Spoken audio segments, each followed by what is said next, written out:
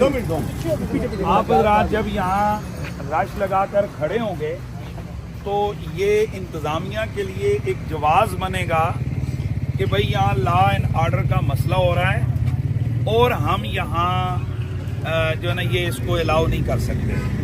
آپ تمام لوگوں سے، چونکہ میرے ساتھ صرف 4-5 لوگ آئے، آپ باقی لوگ سب یہیں کے ہیں یا کہیں سے بھی آئیں، آپ سے ہماری گزارش ہے کہ آپ اپنی ڈسپرس ہو جائیں، اپنی گاڑیوں میں بیٹھ جائیں. مرزا صاحب کی طرف ہمارا پیغام جا چکا ہے، ان کے جو سیکیورٹی کے لوگ ہیں، ہم نے تحریراً بھی چیز بھیج ہے کہ بھئی ہم آپ کے اکیڈمی کے باہر آ چکے ہیں، آپ ہم سے گفتگو کریں. ہم اچانک رات میں چھاپا نہیں مارا، ایک دن کے فاصلے پہ نہیں آئے، ہم 1 مہینے سے پورے ملک میں قائم کھڑی ہوئی ہے اور ہم آئے ہیں. ہم پرامن طریقے سے، اگر وہ چونکہ جیسے ہی ہم لوگ آئے ہیں، ہمارے آنے پر جو ری ایکشن انہوں نے دیا ہے وہ ٹھیک نہیں تھا. ہمارے کیمرے انہوں نے بند کروائے کہ نہیں ویڈیو نہیں بنے گی، لیکن اب اگر ان کی طرف سے کوئی جواب آتا ہے ہیلدی پازیٹیو گفتگو، کیونکہ ہم کوئی ہلہ گوشی، کوئی ویو شیپ یا اس کے لیے فہم کے لیے ہم نہیں آئے.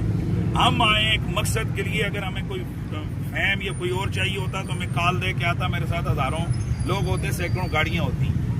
آپ تمام حضرات سے میری گزارش ہے، آپ تمام احباب اپنے ادھر چلے جائیں. مرزا صاحب کی طرف سے اگر ہمیں جواب ملتا ہے کہ بھائی وہ ہم سے گفتگو کرنا چاہتے ہیں، اگر وہ پازیٹیو گفتگو کریں گے تو ہم جیسے ہم نے علم پڑھا ہے اس کے مطابق ہم ان سے گفتگو کریں گے، رولز کے مطابق. اور اگر وہ نہیں جواب دیتے ہیں، وہ نہیں کرنا چاہتے ہیں، تو ہم کسی کے گھر سے پکڑ کے اس کو نکال کے تو گفتگو روڈ پہ نہیں کر سکتے ہیں.